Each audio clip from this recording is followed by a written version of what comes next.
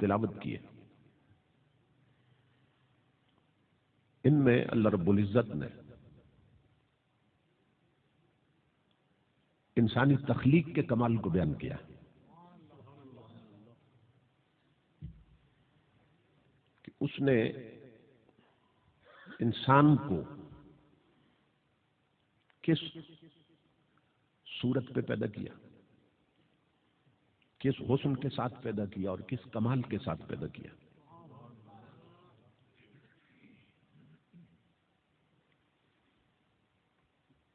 ہمیں چونکہ اس نعمت کا ادراک نہیں ہے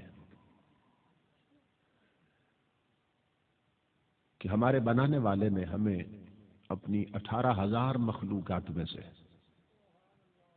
ہماری طلب اور چاہت کے بغیر ہمیں افضل بنا دیا۔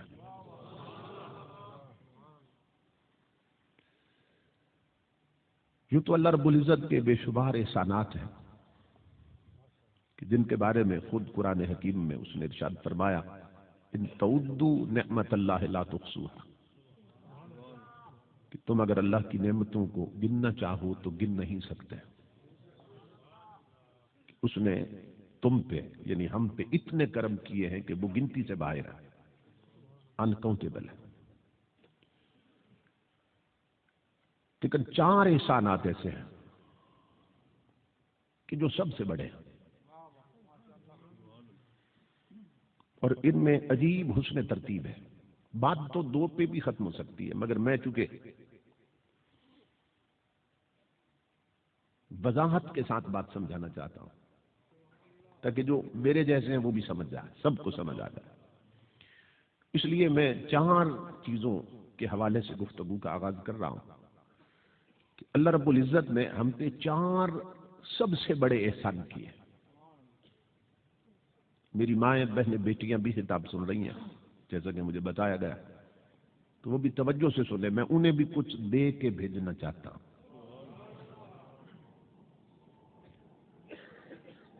پہلا احسان اللہ رب العزت نے ہم پہ یہ کیا کہ اس نے اپنی بے شمار مخلوقات میں سے ہمیں اشرف المخلوقات انسان پیدا کیا۔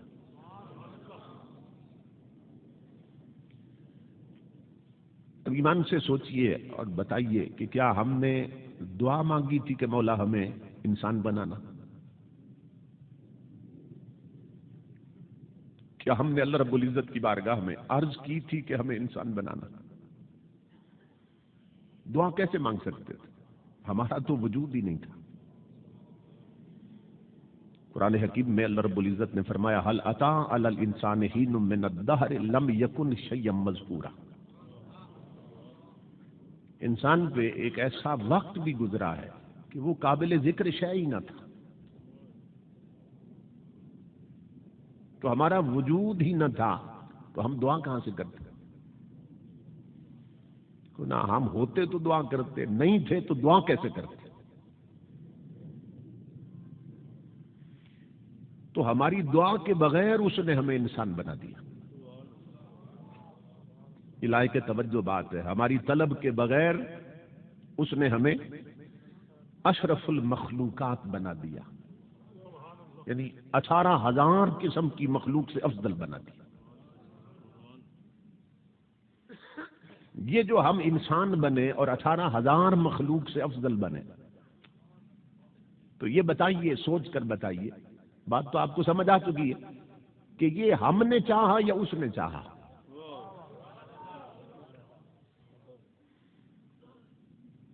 کہ 18,000 مخلوق سے افضل بنے،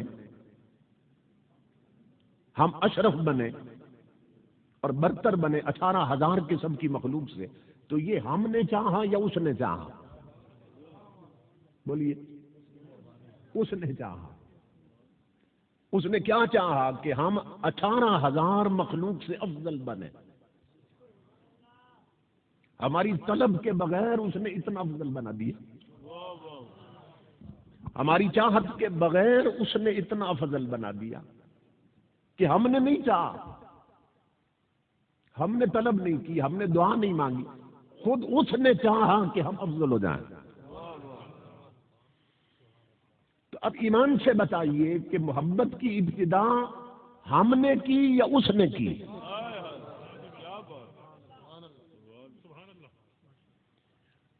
ہم نے پہلے اسے چاہا یا اس نے پہلے ہمیں چاہا؟ محبت کی ابتدا تو اس نے کی کہ ہماری طلب اور چاہت کے بغیر ہمیں اس نے انسان بنا دیا۔ اگر چاہتا تو ہمیں جانور بنا دیتا، ہمارا کوئی زور؟ چاہتا تو ہمیں گٹر کا کیڑا بنا دیتا، ہمارا کوئی زور؟ چاہتا تو ہمیں مکھی اور مچھر بنا دیتا، مگر اس نے خود چاہا کہ ہم 18,000 مخلوق سے افضل بن جائیں، افضل بن جائیں۔ ہمیں اس کا ادراک نہیں ہے اس نے انسان بنا کے کتنا بڑا احسان کیا، اس طرف دھیان نہیں ہے کہ اس نے انسان بنا کے کتنا بڑا احسان کیا۔ حضرت با یزید بستامی گلی میں جا رہے تھے، کتا بیٹھا تھا، جب آپ قریب سے گزرے تو اس کتے نے اپنی زبان میں کوئی بات کی، حضرت با یزید وہاں سر پکڑ کے نہ بیٹھ کے رونے لگ گئے۔ مریدوں نے کہا حضرت کتے نے کیا کہہ دیا؟ آپ نے فرمایا یہ کتا مجھ سے پوچھ رہا تھا کہ با یزید مجھے ایک بات کا جواب دے کہ تیری وہ کیا نیکی تھی کہ مالک نے تجھے انسان بنا دیا، اور میرا کیا جرم تھا کہ مجھے کتا بنا دیا؟ بتائیے ہماری کوئی نیکی تھی کہ اس نے ہمیں انسان بنا دیا؟ اور جانوروں کا کوئی جرم تھا کہ انہیں جانور بنا دی؟ تو کتا مجھے کہہ رہا ہے با یزید مجھے بتا تیری وہ کون سی نیکی تھی کہ مالک نے تجھے انسان بنا دیا، اور میرا کون سا جرم تھا کہ مجھے کتا بنا دیا؟ تو فرماتے ہیں اس بات کا جواب نہیں تھا میرے پاس۔ پھر کتا مجھے کہنے لگا با یزید اپنے انسان ہونے پہ تکبر نہ کرنا، غرور نہ کرنا، یہ تو اس مالک کی مرضی ہے جس نے تجھے انسان بنا دیا اور مجھے کتا بنا دیا۔ کیونکہ نہ گورے کو دیکھے نہ کالے کو دیکھے، پیا جس کو چاہے سہاگن وہی۔ سمجھ رہے؟ نہ گورے کو دیکھے نہ کالے کو دیکھے، پیا جس کو چاہے سہاگن وہی، پیا جس کو چاہے سہاگن وہی۔ ایمان سے بتائیے کہ مخلوق ہونے کے اعتبار سے کتا اور بکری برابر ہے کہ نہیں ہے؟ مخلوق ہونے کے اعتبار دونوں مخلوق ہے نا؟ کس کی؟ اللہ کی۔ دونوں کا خالق کون ہے؟ اللہ۔ بکری بھی اسی نے پیدا کی، اور کتا بھی، اور شیر بھی اسی نے پیدا کیا۔ تو جب تینوں اللہ کی مخلوق ہیں، تینوں اللہ کی مخلوق، تو پھر کتا اور شیر حرام کیوں ہے اور بکری حلال کیوں ہے؟ یہ غور سے سنیے، جب تینوں اللہ کی مخلوق ہے اور پیدا تینوں کو اللہ نے کیا، تو کتا حرام کیوں ہے، شیر حرام کیوں ہے اور بکری حلال کیوں؟ تو علماء نے لکھا، فقہاء نے، کہ فلسفہ یہی ہے کہ بنانے کے بعد جس شے کو نگاہ یار نے پسند کر لیا حلال ہو گئی، جسے یار نے رد کر دیا حرام ہو گئی۔ یہی فلسفہ ہے حلال و حرام۔ سمجھ رہے ہیں نا؟ اچھا ہے، شیر بھی حرام اور کتا بھی حرام۔ آپ کے ذوق طبع کے لیے ایک بات بتا کے جا رہا ہوں، ہیں دونوں حرام، لیکن کسی کو شیر کا بچہ کو تو بڑا خوش ہوتا ہے، اور کتے کا بچہ کو تو گلا ناپتا ہے۔ یہ کیا ہے؟ آپ یہ سوچتے رہنا، پھر آیا تو مجھے بتا دینا اس کا جواب کیا ہے۔ بھائی شیر بھی حرام، کتا بھی حرام۔ کسی کو شیر کا بچہ کہو تو بہت خوش ہوتا ہے، اور کتے کا کہو تو وہ کہتا ہے مجھے گالی دی۔ سمجھ رہے ہیں؟ اب اس کو سمجھتے رہنا، ابھی میں آگے چلتا ہوں۔ امام الانبیاء کے غلام، یہی فلسفہ ہے حلال و حرام نگاہ یار نے جسے پسند کر لیا حلال ہو گیا، جسے رد کر دیا حرام ہو گیا۔ اس کو اور آسان کر کے سمجھا دوں، امام الانبیاء کے غلام ہو، مکے کا وڈیرا ہے، رنگت بڑی گوری ہے، شملہ بڑا اونچا ہے، ذات بھی اونچی ہے، سردار ہے، اور نبی کا سگا چچا ہے ابو لہب، سمجھ رہے ہیں؟ مگر نگاہ یار نے رد کر دیا تو جہنم کا ایندھن بن گیا۔ ادھر حبشہ کا بلال ہے، رنگت کالی ہے، ناک چپٹی ہے، آنکھیں چھوٹی ہیں، نگاہ یار نے پسند کر لیا تو جنت کا مالک ہو گیا۔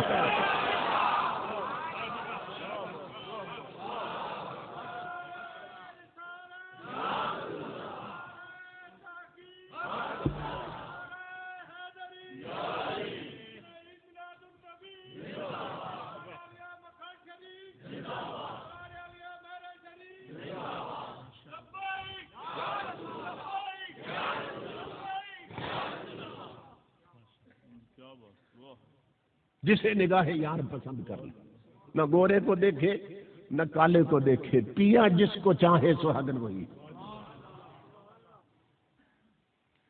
تو امام الانبیاء کے غلاموں، یہ اس کا کرم کہ اس نے ہمیں اپنی طلب سے اور اپنی چاہت سے 18,000 مخلوق پر فضیلت دے دی۔ کتنا بڑا احسان کیا انسان بنا کے۔ حضرت شاہ عبد الرحیم محدث دہلوی نہ بننے پہ جا رہے تھے، بننے پہ۔ آپ نہ سمجھے کہ یہ جانور ہی ہوتے ہیں، انہیں کچھ خبر نہیں ہوتی۔ اب کتنی خبریں ہیں یہ سننا ذرا۔ بننے پہ جا رہے تھے، بننے پہ تو بننا اتنا ہی تھا کہ ایک وقت میں ایک ہی شے گزر سکتی تھی۔ آپ جا رہے تھے نا بننے پہ، ادھر سے یہ جا رہے تھے، ادھر سے کتا آ رہا تھا۔ اب بننے کے دونوں طرف جو زمین تھی اس میں کیچڑ تھا۔ اب ایک ہی شے گزر سکتی تھی ایک وقت میں۔ آپ کھڑے ہو گئے کہ کتا بننا چھوڑ کے نہ نیچے اتر جائے کیچڑ پہ اور میں گزر جاؤں، کتا کھڑا ہو گیا کہ وہ بننا چھوڑ دیتا کہ میں گزر جاؤں۔ تھوڑی دیر نہ دیکھتے رہے دونوں ایک دوسرے کو۔ اللہ والوں سے نا یہ چیزیں باتیں کرتی ہیں۔ تو کتے نے کہا عبد الرحیم بننا کیوں نہیں چھوڑتے؟ آپ نے فرمایا نظر نہیں آ رہا نیچے کیچڑ ہے، اگر میں بننے سے اترا میرے کپڑوں کو کیچڑ لگ جائے گا، گندے ہو جائیں گے، اور تو پہلے ہی ناپاک ہے، تو پہلے ہی ناپاک ہے، تو پہلے ہی گندا ہے۔ اگر تو اتر جائے تو پھر تیرے اگر کیچڑ لگ گئی جسم کو تو کیا ہو جائے گا؟ تو بننا چھوڑ دے نا۔ کتے کو میں نے کہا بننا کیوں نہیں چھوڑتے؟ امام الانبیاء کے غلام شاہ عبد الرحیم کہتے ہیں کتا مجھے کہنے لگا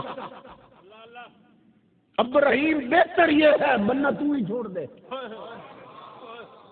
تیری بہتری کی بات کر رہا ہوں۔ کیوں کہ اگر بننا میں نے نہ چھوڑا اور تو بننے سے اترا تو تیرے کپڑوں کو کیا لگے گا؟ کیچڑ لگے گا، مگر وہ کیچڑ جو کپڑوں کو لگے گا نا ایک لوٹے سے دھل جائے گا، آدھی بالٹی پانی سے دھل جائے گا۔ لیکن اگر میں نے بننا چھوڑا اور تیرے دل کو تکبر کی گندگی لگ گئی، سمجھ رہے؟ تو پھر 7 سمندر بھی اسے نہیں دھو سکیں گے، اس لیے تو ہی چھوڑ دے۔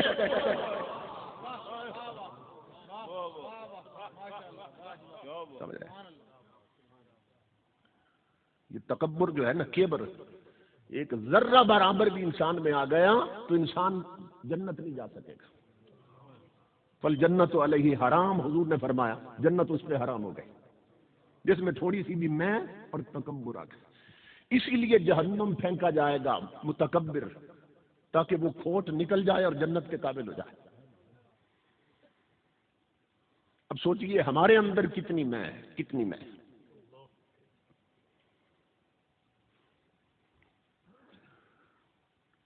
امام الانبیاء کے غلاموں، یہ اللہ رب العزت کا پہلا احسان کہ اس نے ہمیں انسان بنا دیا، انسان بنا دیا۔ اور دوسرا احسان اس سے بھی بڑا ہے، وہ اس سے بھی بڑا ہے، کیا کہ اس نے ہمیں مومن بنا دیا۔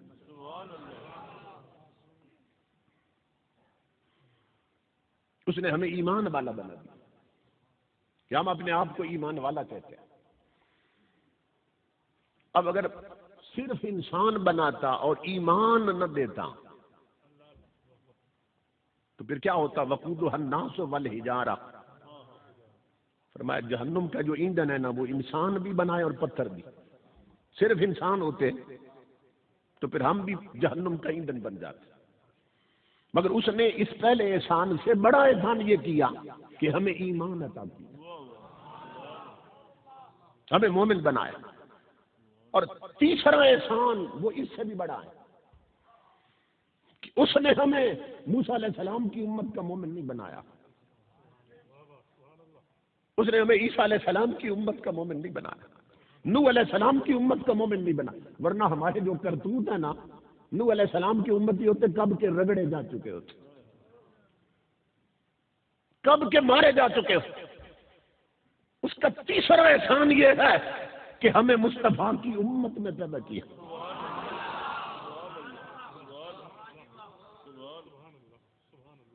ہمیں تاجدار کائنات کا امتی بنایا، اور یہ اتنا بڑا احسان اس کا بھی ہمیں ادراک نہیں ہے، اس کا بھی ہمیں ادراک نہیں۔ میں دکھاتا ہوں 11 نبیوں نے رب سے دعا مانگی ہے، 11 نبیوں نے، مفسرین میں لکھا 11 نبیوں نے دعا مانگی، مولا ہمیں نبی نہ بنایا ہوتا، مصطفیٰ کا امتی بنایا ہوتا۔ اور امام الانبیاء کے غلاموں حضرت ابراہیم علیہ السلام خلیل اللہ ہیں، کتنا بڑا درجہ ہے۔ قیامت کے میدان میں اللہ رب العزت کے عرش کے ساتھ نبیوں کے ممبر ہوں گے، نور کے لگے ہوئے تخت بنے ہوئے نور کے، اس پر انبیاء بیٹھے ہوں گے۔ یہ اچانک تخت سے کھڑے ہو جائیں گے حضرت ابراہیم علیہ السلام اور عرض کریں گے میرے مولا مجھے اجازت دے، یہ غور سے سننا، قدر کرو تاجدار کائنات کی غلامی کی۔ عرض کریں گے ابراہیم علیہ السلام مولا مجھے اجازت دے، اللہ فرمائے گا کس بات؟ مولا اجازت دے کہ میں نبیوں کی صف سے نکل کر تیرے حبیب کی امت کی صفوں میں چلا جاؤں۔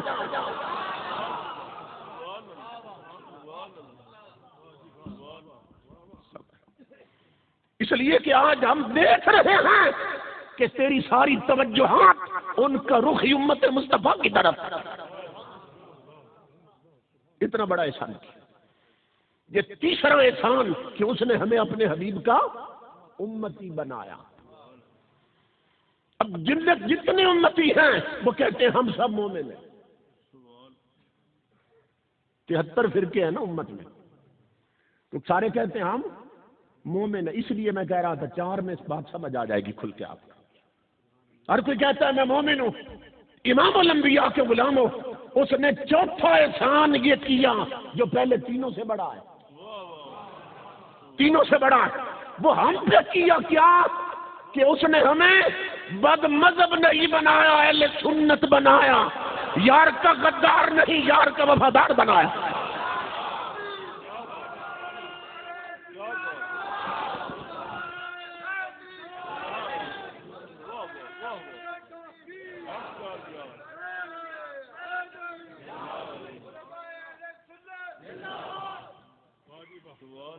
اس لیے میری ماؤں بہنوں بیٹیوں اور میرے جوانوں اور بزرگوں اپنے بختوں پہ ناز کرو اللہ کی بارگاہ میں سجدے کر کے کہ اس نے تمہیں اہل سنت بنایا، بد مذہب نہیں بنایا، اس نے تمہیں گستاخ نہیں یار کا مؤدب بنایا۔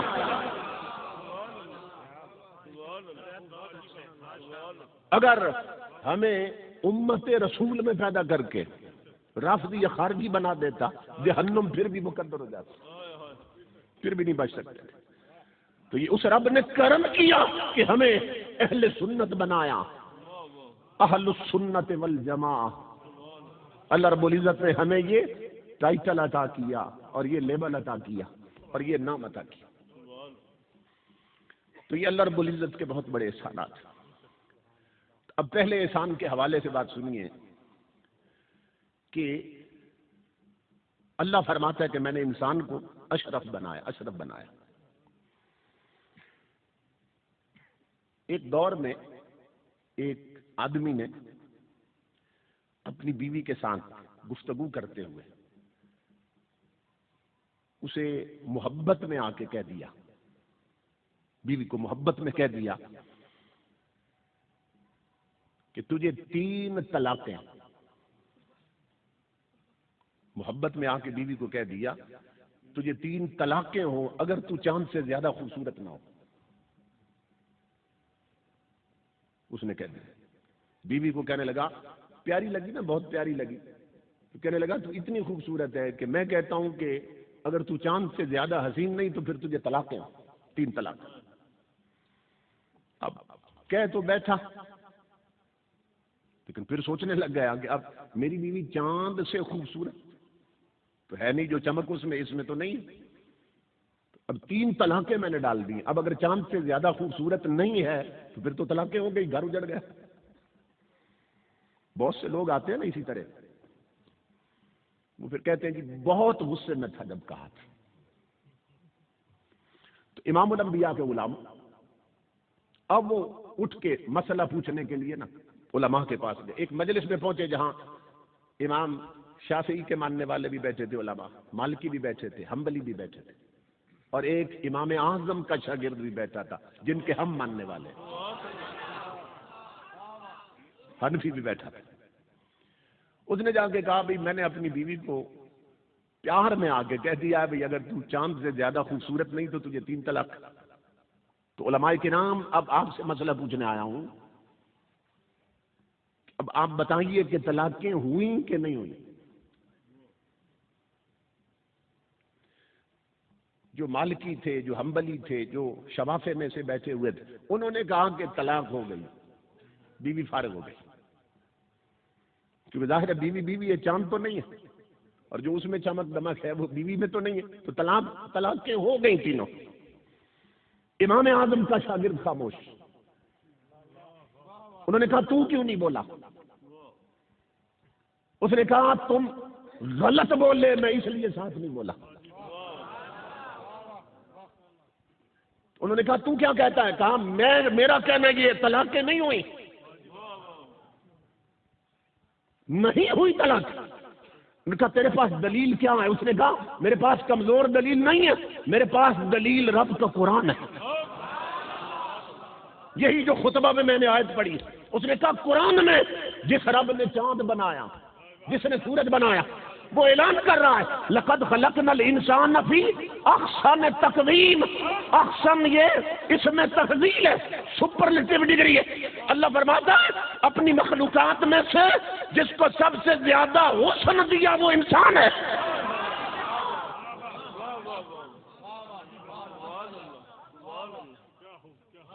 سمجھ آ گئی؟ اللہ رب العزت نے جو ہمارا سٹرکچر بنایا، ہمارا ڈھانچہ بنایا، حیات قضائیہ بنائی، جس طرح ہماری شکل و صورت بنائی، امام الانبیاء کے غلاموں، اللہ رب العزت نے ایسا کسی اور کو حسن نہیں دیا. اللہ فرماتا ہے انسان کو سب سے بہتر شکل و صورت پہ میں نے پیدا کیا.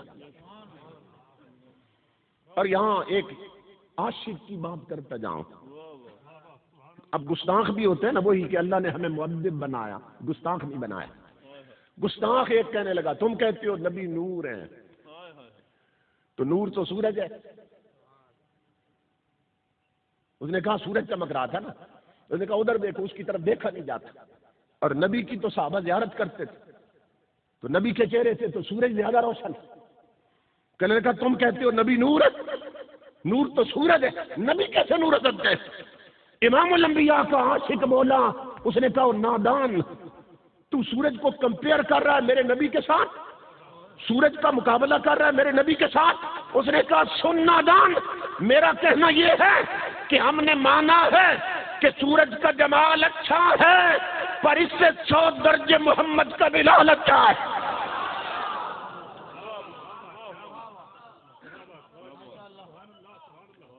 ہم نے مانا ہے کہ سورج کا جمال اچھا ہے، پر اس سے 100 درجے محمد کا بلال اچھا صلی اللہ علیہ وسلم۔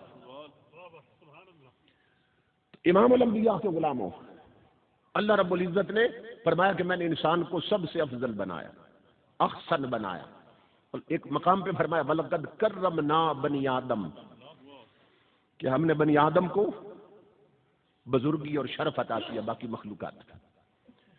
اب عجیب بات یہ ہے جو بتانے لگا ہوں آپ کو، ہمارے نبی کی عظمت کیا ہے صلی اللہ تعالی علیہ وسلم، کہ مکہ کے کچھ ہیں انسان ہی، مکہ کے کافر ہیں انسان ہی، ابو جہل، ابو لہب، دیگر جو کفار مکہ سب انسان ہی تھے نا، مگر اللہ رب العزت قرآن میں کیا فرماتا ہے؟ اللہ فرماتا ہے میرے حبیب لہم قلوب لا یفقہون بہا ولہم اعین لا یسمعون بہا لا یبصرون بہا ولہم آذان لا یسمعون بہا اولئک کالانعام بل ہم اضل۔ اللہ قرآن میں کہہ رہا ہے میرے حبیب یہ جو مکہ کے کافر ہیں ان کے دل ہیں مگر سمجھتے نہیں ہیں،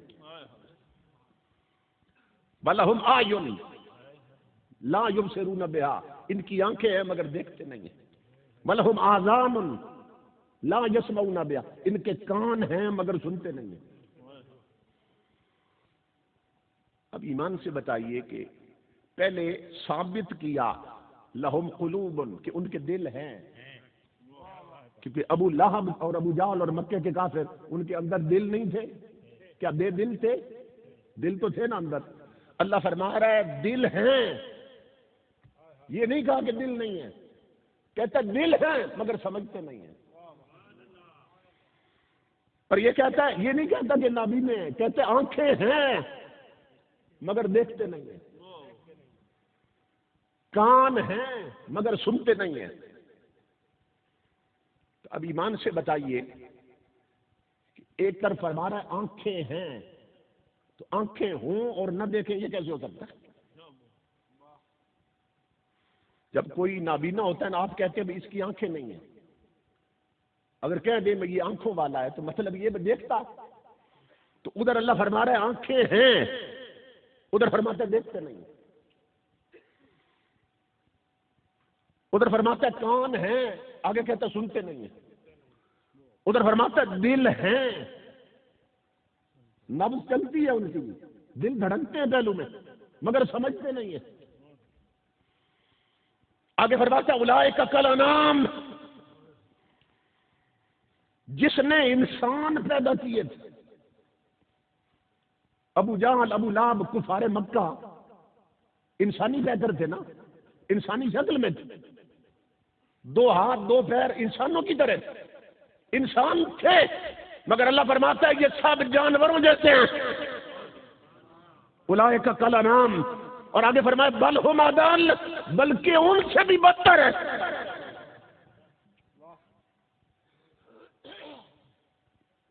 اب پہلا حصہ سمجھا رہا ہوں پھر اگلے پہ آتا ہوں۔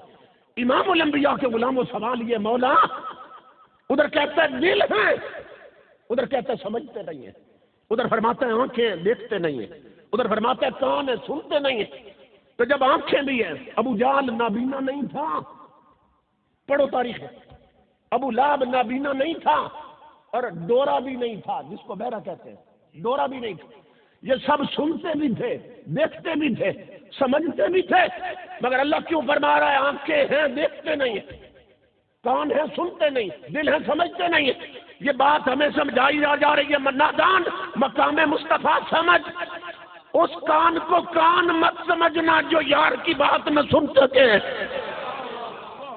اس آنکھ کو آنکھ مت سمجھنا جو حسن مصطفیٰ نہ دیکھ سکے، وہ دل نہیں پتھر ہے جس کی دھڑکنوں میں مصطفیٰ نہ رہتا ہو۔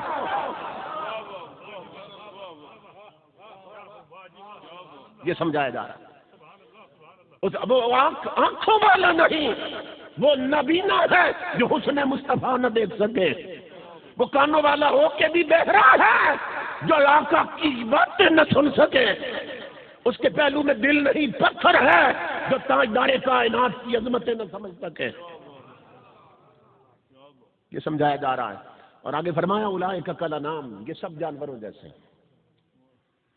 یہی ذلت کافی تھی کہ جنہیں اشرف المخلوقات بنایا تھا۔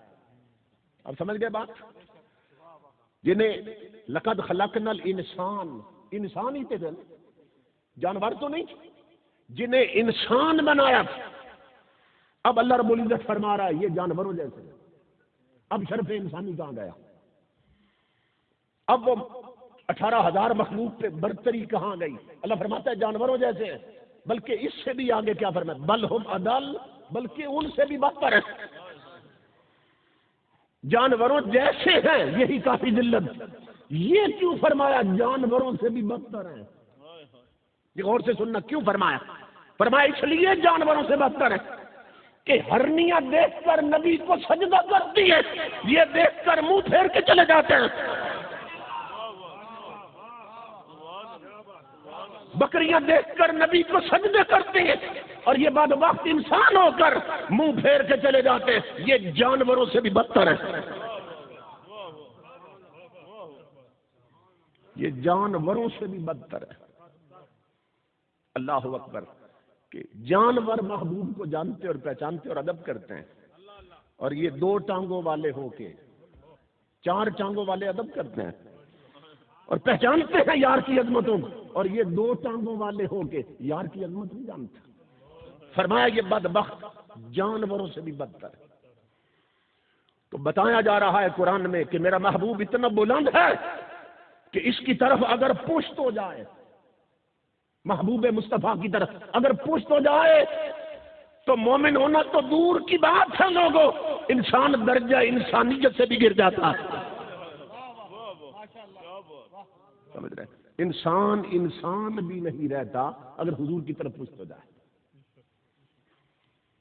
حضور صلی اللہ علیہ وسلم، شیخ محقق لکھتے ہیں، حضور صلی اللہ علیہ وسلم جب غزوہ خیبر ہوا نا تو ایک گدھا حضور کی بارگاہ میں حاضر ہو گیا۔ گدھا حضور کی بارگاہ میں حاضر ہو گیا۔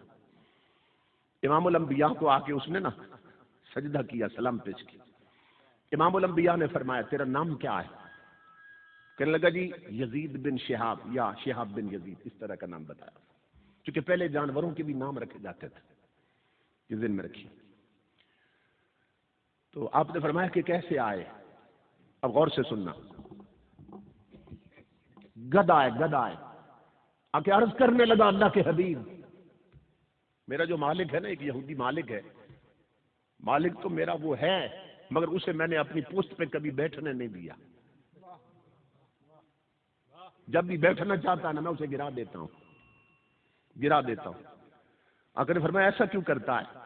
عرض کی اللہ کے حبیب، میں اپنی نسل کا آخری گدھا ہوں، اور میرے آبا و اجداد جتنے اوپر گزرے ہیں نا، سب کی پشت پر نبیوں نے سواری کی ہے۔ یہ غور سے سننا، گدھا کہنے لگا میں آقا اس نسل کا گدھا ہوں کہ جس کے بڑوں کی پشت پر نبیوں نے سواری کی ہے، تو میں نے یہ پوسٹ، یہ سیٹ بچا کے تیرے لیے رکھی ہے، کیونکہ میں اپنی نسل کا آخری گدھا ہوں اور تو نبیوں میں آخری نبی ہے۔ یہ قادیانی تو کھوتے سے بھی بدتر نکلا، قادیانی ہے یہ کھوتے سے بھی بدتر نکلا۔ وہ گدھا جانتا ہے مصطفیٰ آخری نبی ہے۔ جانور اسی لیے کہہ رہا ہوں، اللہ فرماتا ہے یہ 2 ٹانگوں والے نہیں جانتے، 4 ٹانگوں والے جانتے ہیں، اس لیے جانور بھی ان سے بہتر ہیں۔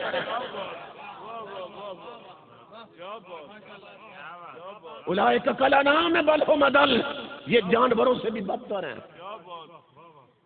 گدھا کہنے لگا میرے آقا میں اس لیے آیا ہوں کہ میرے بڑوں پر نبیوں نے سواری کی ہے، میں اپنی نسل کا آخری گدھا ہوں اور آپ نبیوں میں سے آخری نبی ہیں، اس لیے میری پشت کو اپنے بیٹھنے کا شرف عطا کیجیے۔ میرے آقا میں بھاگ آیا ہوں اور ہمیشہ کے لیے آپ کی غلامی میں رہنا چاہتا ہوں۔ امام الانبیاء نے فرمایا ہم نے قبول کیا، اس کا نصیب دیکھو، فرمایا ہم نے قبول کیا۔ لیکن آج کے بعد تیرا نام یہ نہیں ہوگا، آج کے بعد تیرا نام ہے یافور، یافور نام ہے تیرا۔ تاجدار کائنات پھر اسی پہ بیٹھ کر نہ مدینے تشریف لائے تھے۔ اب یہ بات بتانے لگا، غور سے سننا۔ امام الانبیاء کے غلاموں، آقا اس گدھے پہ بیٹھ کر مدینہ آئے تھے، تو مدینے میں وہ گدھا پردیسی تھا، ابھی پہلی بار آیا تھا نا زندگی میں، اجنبی تھا۔ مگر میں دکھاتا ہوں، شیخ محقق لکھتے ہیں کہ امام الانبیاء نے جس صحابی کو بلانا ہوتا، آقا فرماتے یافور بلال کو بلا لاؤ، یافور صدیق کو بلا لاؤ، علی کو بلا لاؤ۔ محدثین لکھتے ہیں، صحابہ کہتے ہیں رب کی عزت کی قسم ایسا کبھی نہیں ہوا کہ صحابی بازار میں ہو اور گدھا گھر چلا جائے، یا صحابی گھر میں ہو اور گدھا بازار چلا جائے۔ کہا نہیں، یار کے پشت پر بیٹھنے کی وجہ سے گدھے کی آنکھوں میں بھی اتنا نور آ گیا کہ جو بندہ جہاں ہوتا گدھا سیدھا وہاں چلا جاتا۔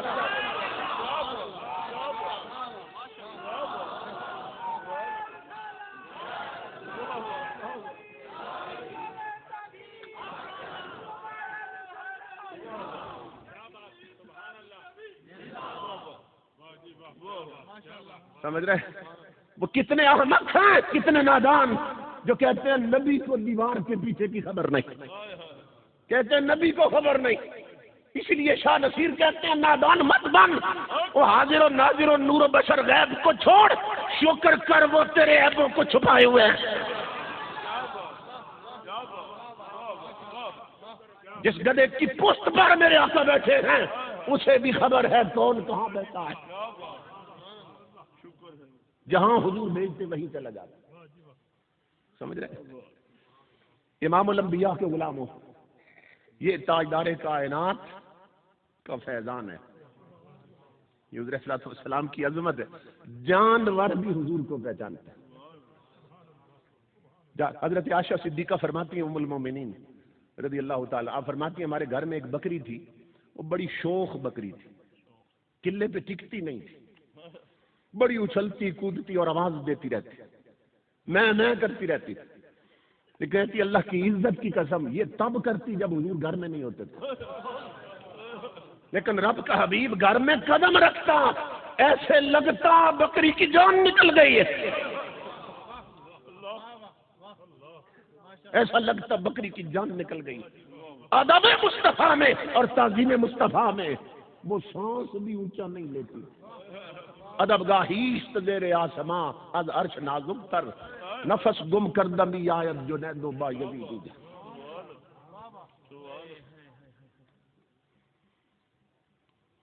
امام الانبیاء کے غلاموں، اس لیے اللہ فرماتا ہے کہ یہ جانوروں سے بھی بدتر ہے، جانوروں سے بھی بدتر، کہ جانور جانتے ہیں محبوب کا مقام کیا ہے، اور یہ انسانوں کے نہیں جانتے، یہ جانوروں سے بھی بدتر۔ علیہ الصلوۃ والسلام کے غلاموں،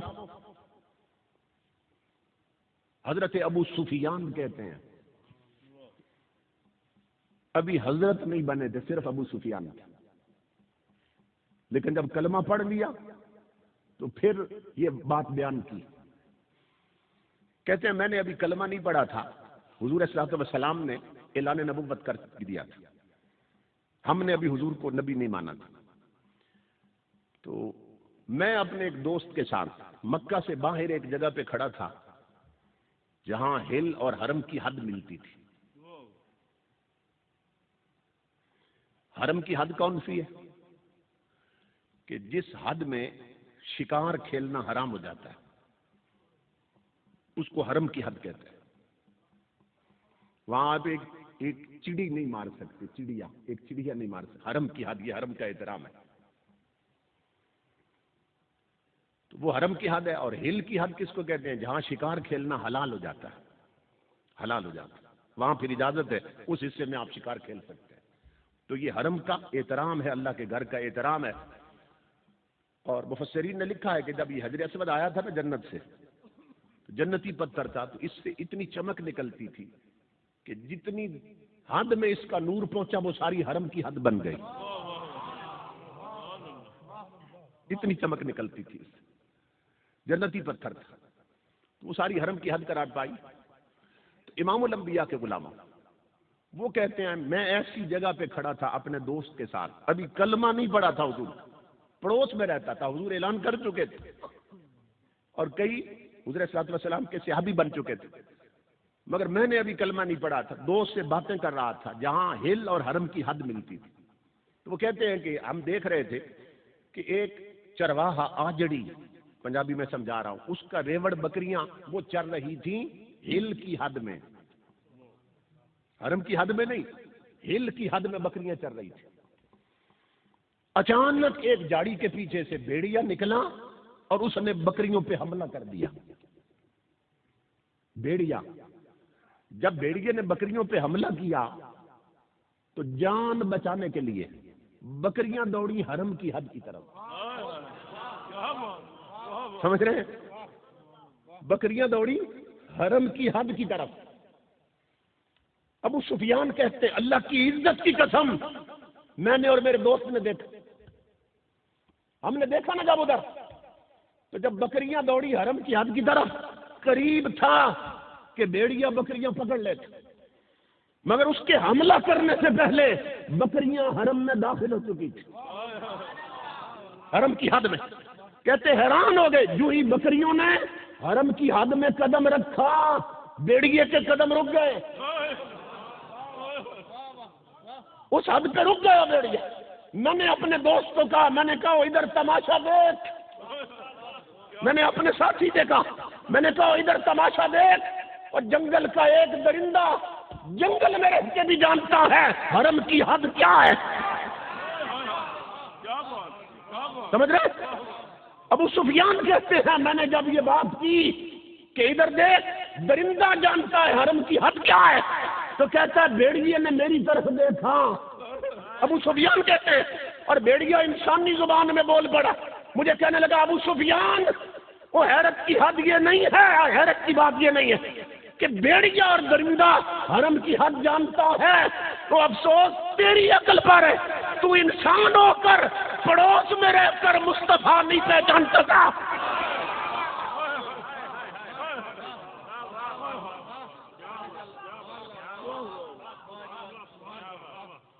نعرہ تکبیر، نعرہ رسالت، نعرہ تحقیق، نعرہ تحقیق، نعرہ تحقیق، نعرہ حیدری۔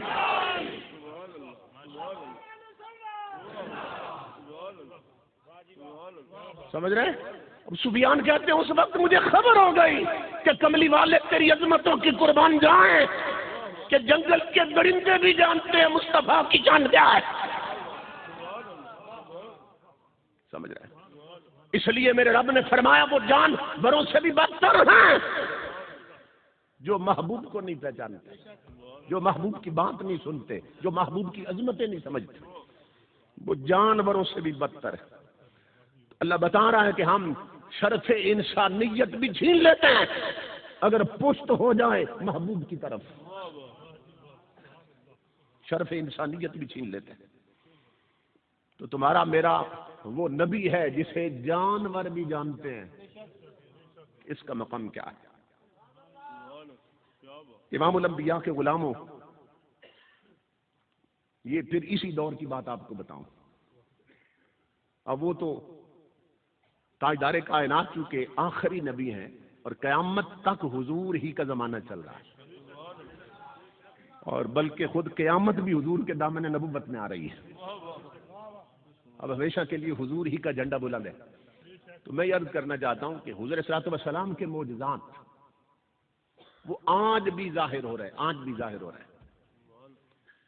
انڈیا کا ایک شہر ہے امرتسر، وہاں کے ایک حاجی اسماعیل صاحب بیان کرتے ہیں کہ میں مدینہ پاک گیا، مدینہ پاک گیا، عمرے پہ گئے، عمرہ کر کے تو پھر حاضر ہوئے حضور صلی اللہ علیہ وسلم کی بارگاہ میں۔ تو کہتے ہیں کہ مدینہ پاک میں میری رہائش ہوٹل پہ تھی، تو جب میں ہوٹل پہ کھانا کھانے لگتا نا تو مدینہ پاک کی ایک بلی پاس آ کے بیٹھ جاتی، بلی آ کے، یہ اسی دور کی بات کر رہے ہیں، اسی دور کی بات، بلی پاس آ کے بیٹھ جاتی۔ تو میں حضور کے شہر کی بلی سمجھ کے نا اسے بڑے ادب اور پیار سے دیکھتا، اور خود روٹی بعد میں کھاتا، اسے پہلے کھلاتا۔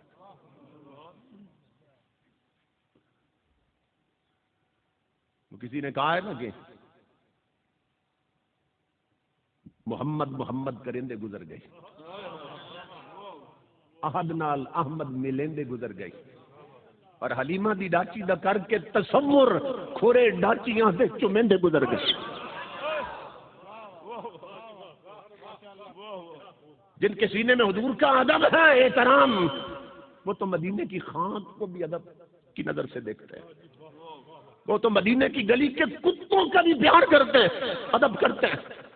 امام الانبیاء کے غلام وہ کہتے ہیں مجھے اس سے محبت ہو گئی کہ جب بھی کھانا کھانے لگتا بلی آ کے پاس بیٹھ جاتے۔ وہ کہتے ہیں مدینہ پاک میں میرے 3 دن رہ گئے تھے، پھر میں نے واپس وطن آنا تھا۔ میں نے کھانا لگایا نا دسترخوان پہ، بلی آ کے بیٹھ گئی تو میں نے ٹکڑے کیے تاکہ بلی کو ڈالتا ہوں۔ کہتے ہیں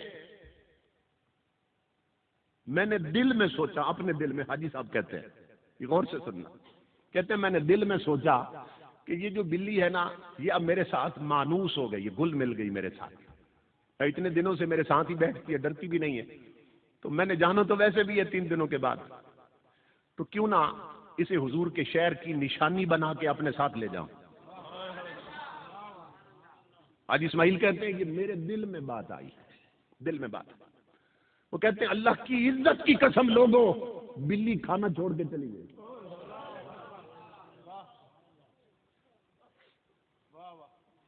بلی کھانا چھوڑ کے چلی گئی۔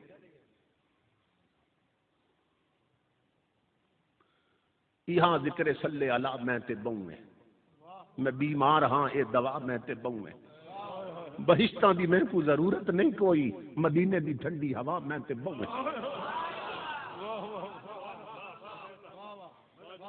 بلی کھانا چھوڑ کے چلی گئی۔ وہ کہتے ہیں مجھے نہیں سمجھ آئی وہ بلی کیوں چلی گئی۔ کہتے ہیں خیر میں نے کھانا کھایا، ادھر مسجد نبوی میں اذان ہو گئی، میں نماز پڑھنے گیا، میرا معمول یہ تھا ہر نماز کے بعد واپس تب آتا تھا جب حضور کی جالیوں پہ پہلے سلام پیش کرتے۔ کہتے ہیں نماز پڑھ کے جب میں سلام پڑھنے گیا نا حضور کی جالیوں پہ تو بلی جالیوں کے ساتھ لگی بیٹھی۔ کہتے ہیں بات پھر بھی سمجھ نہیں آئی مجھے، میں واپس آ گیا، اگلی نماز کے لیے اذان ہوئی، پھر گیا، پھر سلام پڑھنے پہنچا جالیوں، بلی وہیں بیٹھی تھی۔ عشاء کی نماز پڑھنے گیا، پھر سلام پڑھا حضور کی بات، بلی وہیں بیٹھی تھی۔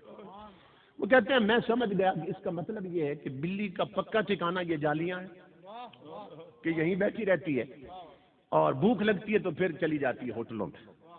کہتے ہیں میرے دل میں یہ بات آئی تو میں نے سوچا کہ چلو آخری سلام پیش کرنا نا حضور کی بارگاہ میں، الوداعی سلام جس کو کہتے ہیں، تو یہیں سے بلی پکڑ کے تو اپنے ساتھ لے جاؤں گا۔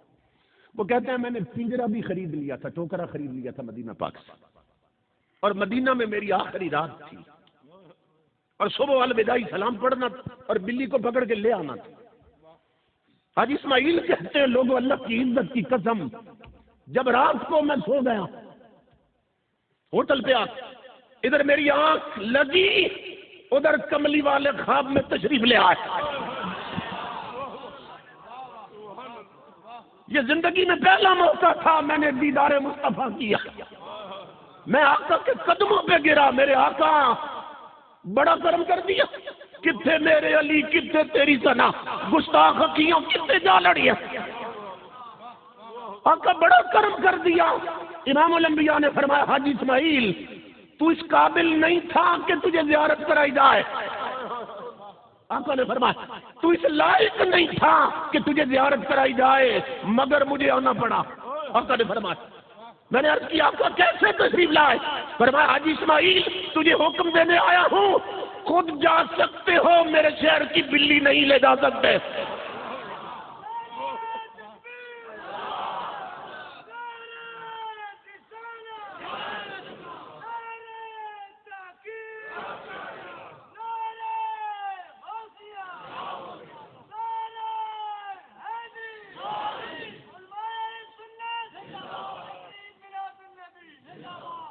فرمایا تو اس قابل نہ تھا تجھے زیارت کرائی جائے، مگر مجھے آنا پڑا،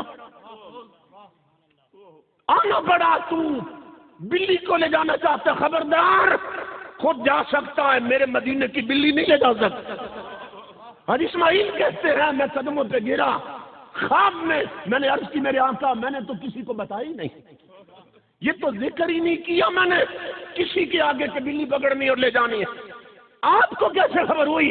فرمایا حاجی اسماعیل اللہ کی عزت کی قسم آج کی بات نہیں ہے، 3 دن ہو گئے وہ کچھ کھائے پیے بغیر جالیوں سے لپٹ کے رو رہی ہے اور کہتی ہے مدینے والے مجھے تیرے شہر سے جدا کر رہا ہے، مجھے بھوکا رہنا قبول ہے، مدینے کی جدائی گوارا نہیں ہے۔ اس لیے میرے آقا مجھے بچا لیں، میرے کملی والے مجھے بچا لیں۔ امام الانبیاء نے فرمایا خود جا سکتے ہو، میرے شہر کی بلی نہیں جا سکتے۔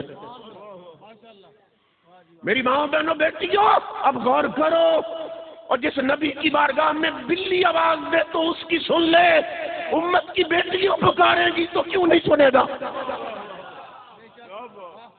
مگر شرط یہ ہے کہ بیٹیاں بن جائیں، اگر سروں سے دوپٹے اتر جائیں، اگر آدھے جسم ننگے ہو جائیں اور میک اپ کر کے ننگے منہ بازاروں میں پھریں تو پھر رسول کی امت میں نہیں رہتے ہیں، کیونکہ رسول امت کا روحانی باپ ہوتا ہے۔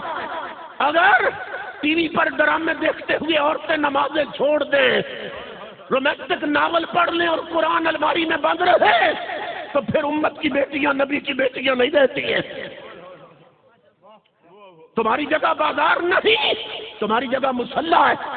تمہارے ہاتھ ناولوں کے لیے نہیں بنے، تمہارے ہاتھ مصطفیٰ کے قرآن کے لیے بنے۔ یہ رومانٹک ناول پھینک دو اور اپنے ہاتھ میں سیرت عائشہ صدیقہ کی کتابیں پکڑ لو، سیرت فاطمہ زہرا کی کتابیں پکڑ لو، تاکہ جب گھر سے نکلو تو تم اس پردے میں نکلو شرم حیا کے ساتھ کہ دیکھنے والے پہچان جائیں یہ کوئی فلمی ناگن نہیں جا رہی، فاطمہ زہرا کے در کی کنیز جا رہی ہے۔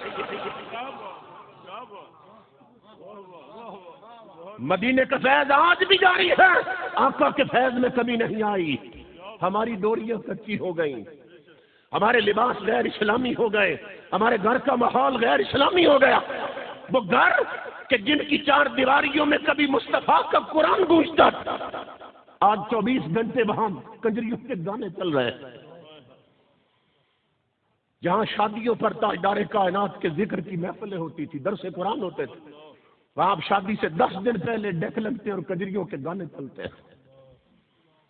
جن خاندانوں کی بہو بیٹیوں کے پاؤں کی پشت پر بھی غیر محرم کی کبھی نظر نہیں پڑی تھی، آج ان کی چھاتیاں اور نیک لائنیں نظر آ رہی ہیں۔ بتاؤ مدینے سے فیض کیسے پہنچے؟ کملی والے کا فیضان گھر گھر اترنا چاہتا ہے، اللہ کی عزت کی قسم ہم رکاوٹ خود بنے ہوئے ہیں۔ اس لیے میرے آقا کے غلاموں اور میری ماں بہنوں بیٹیوں اپنی زندگی کو بدل لو۔ جو بلیوں کو نوازتا ہے وہ امت کی بیٹیوں کو کیسے خالی لوٹائے گا؟ اللہ کی عزت کی قسم اگر تمہارے گھر کے مسلح آباد ہو جائیں اور سروں پہ شرم و حیا کی چادریں آ جائیں اور لباس اسلامی ہو جائیں تو رب کعبہ کی قسم تمہارے دل سے صدا بعد میں آئے گی، مصطفیٰ کی عطا پہلے آئے گی۔ اس لیے اپنا مقام سمجھو۔ عورت بڑی بلند شے تھی لیکن بہت پست ہو کے رہ گئی۔ یہ چراغ خانہ تھی، ہم نے اسے شمع محفل بنا دی۔ اسی دور کے ایک شیخ الحدیث فرماتے ہیں، آخری بات عرض کر رہا ہوں، میری ماں بہنوں بیٹی جو اپنا مقام سمجھو، اللہ کیا رتبے دیتا ہے تمہیں۔ اسی دور کے ایک شیخ الحدیث کہتے ہیں میں مدینہ پاک گلی میں جا رہا تھا اور وہ محدث ہیں عالم، فرماتے ہیں میں دل میں سوچ رہا تھا کہ حضور کی حدیث کے مطابق مدینہ پاک میں 2 جنتیں ہیں۔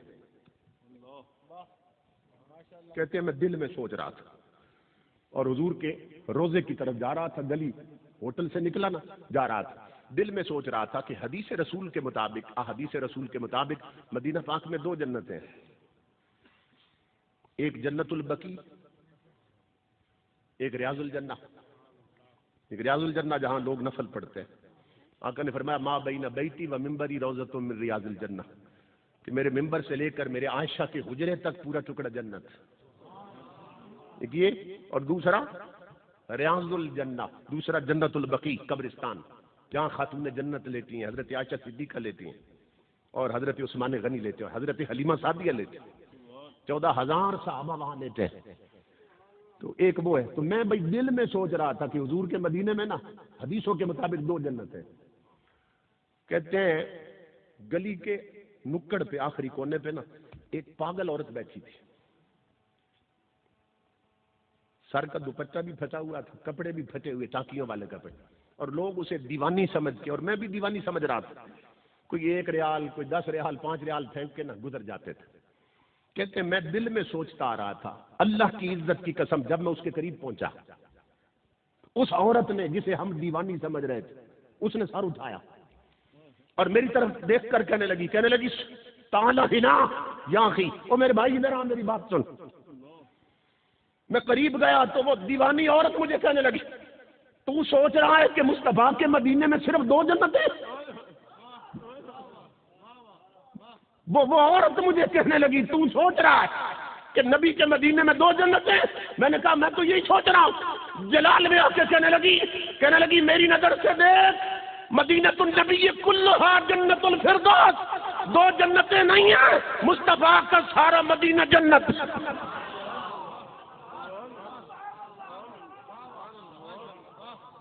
تو میری ماں بہنوں بیٹیوں، وہ بھی عورت ہے جسے معلوم ہے کسی کے دل میں کیا ہے، کہ اس لیے کہ جس کے من میں عشق خدا اور عشق مصطفیٰ کے چراغ جلتے ہیں، اللہ رب العزت اس کی آنکھوں سے ہر پردہ ہٹا دیتا ہے۔ تو اپنا مقام پہچانو میری ماں بہنوں بیٹیوں، گھروں کے مصلے آباد کرو، 5 وقت کی نمازی بن جاؤ۔ قرآن الماریوں کے لیے نہیں بنے، تمہاری جھولی کے لیے بنے، انہیں الماریوں سے نکالو اور اپنی جھولیوں میں لاؤ۔ نمازوں کی پابند ہو جاؤ، ٹی وی سے ہٹ جاؤ، یہ کیبل کے کنیکشن ختم کرو تاکہ مدینے کے کنیکشن جڑ سکے۔ زندگی ہاتھوں سے نکلتی جا رہی ہے اور ہر شخص موت کی وادی میں اترنے والا ہے۔ میں بہت زیادہ ممنون محترم اختر صاحب کا، اب سارے میزبانوں کا تو مجھے تعارف بھی نہیں ہو سکا اور نام بھی نہیں پہچانتا۔ حضرت علامہ مقصود احمد صاحب آپ کے علاقے کا ایک فخر ہے، بہت بڑے علامہ، بہت محبت بڑے رابطے میں رہے، مسلسل رابطے میں۔ اور محترم احمد نظامی صاحب حضرت کے خادم خاص اور ہمارے بھی بڑے پیارے، تو ان کا بھی حکم تھا کہ حضرت صاحب تشریف لائیں گے، اور یہ تو دوہری خوشی ہوئی کہ